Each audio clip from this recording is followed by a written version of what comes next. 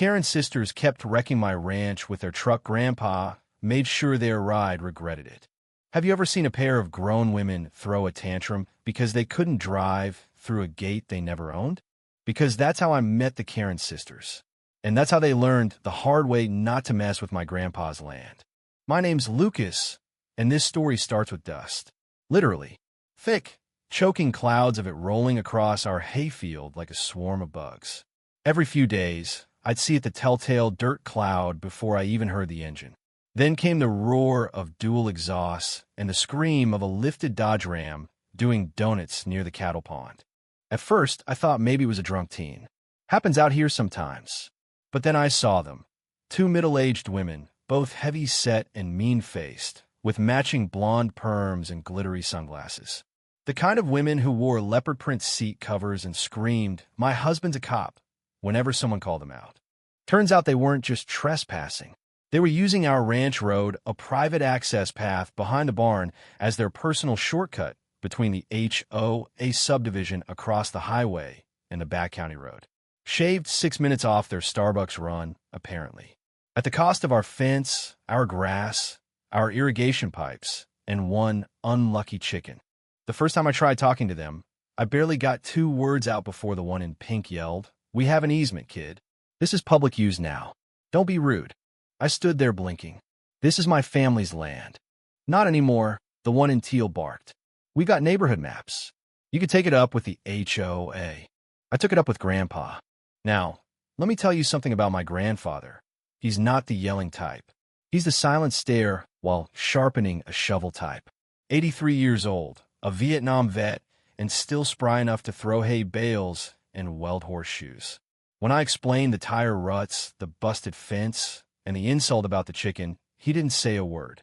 He just stood up, grabbed his wide-brimmed hat, and muttered, "Time to do some repairs."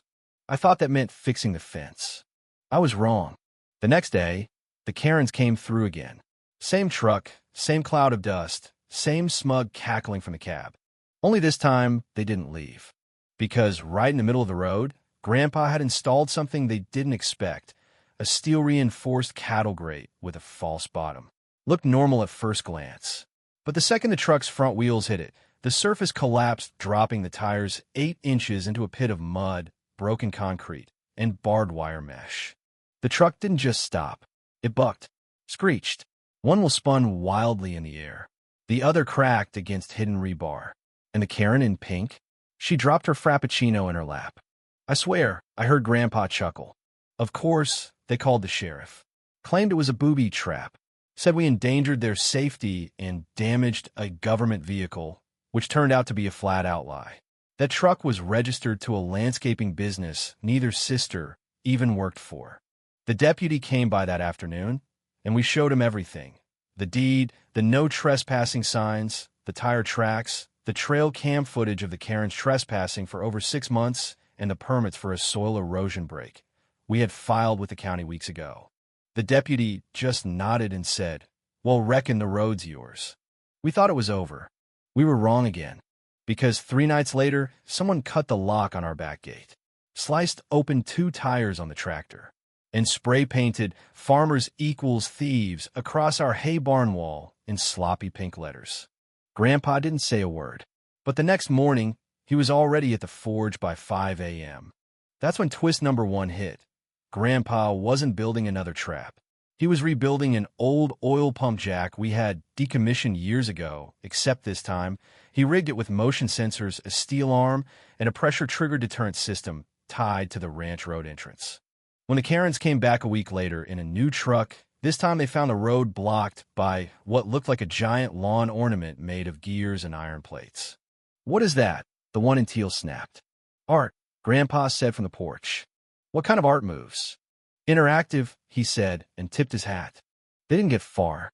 The moment the truck nudged the entrance, the motion sensor tripped, and the pump jack arm swung down hard on a hood, not enough to injure, but enough to bend metal and leave a clear message.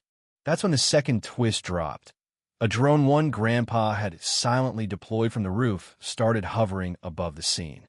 It had a speaker on it, and from it played a looped recording of the Karens screaming in earlier footage, followed by Grandpa's voice calmly reciting, "This is recorded.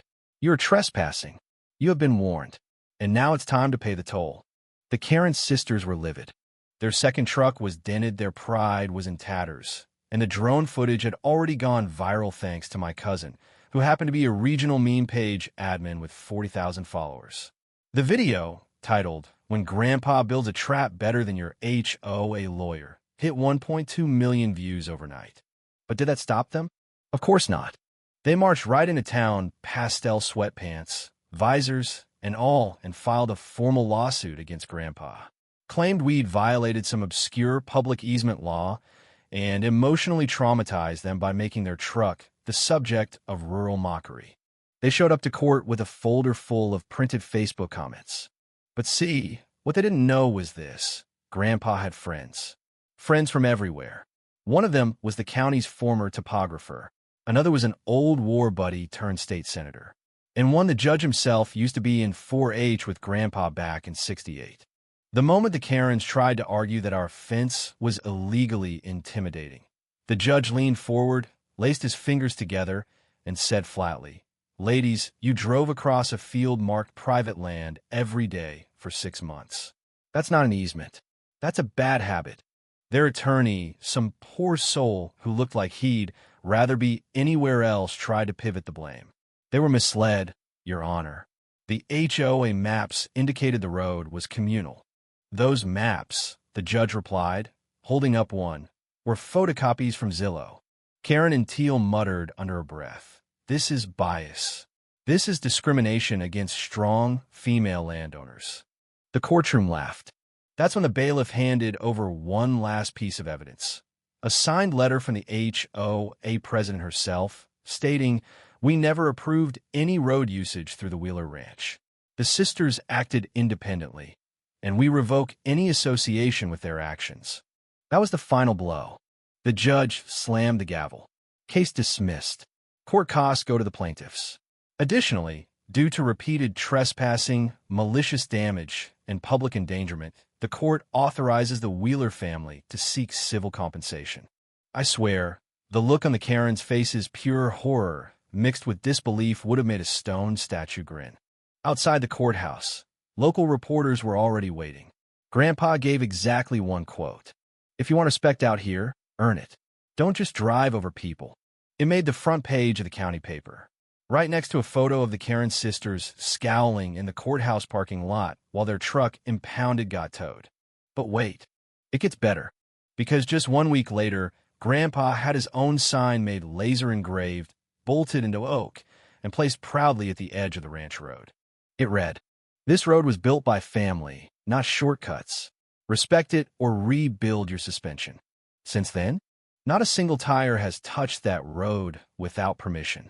The Karen sisters moved out, or rather, were pressured out after their HOA fined them for embarrassing the neighborhood and publicly defaming community integrity. We heard they tried to relocate 3 towns over, but rumor has it that HOA president already blocked them on Facebook. And Grandpa? He got nominated for Rancher of the Year by the county, not just for defending the land, but for reminding folks what boundaries really mean. We threw a barbecue to celebrate. As the sun dipped behind the mesquite trees and cicadas buzzed like tiny engines, Grandpa sat back in his lawn chair, arms crossed, just watching the wind ripple across the fields. He didn't say much. He never does. But when I asked him if he thought it was over, he just grinned and said, "Son, when people break your fence once, it's their fault. Twice. That's war. And war's got rules. So let me ask you this. Was Grandpa right to defend the land his way? Or did he go too far? True or false, you decide."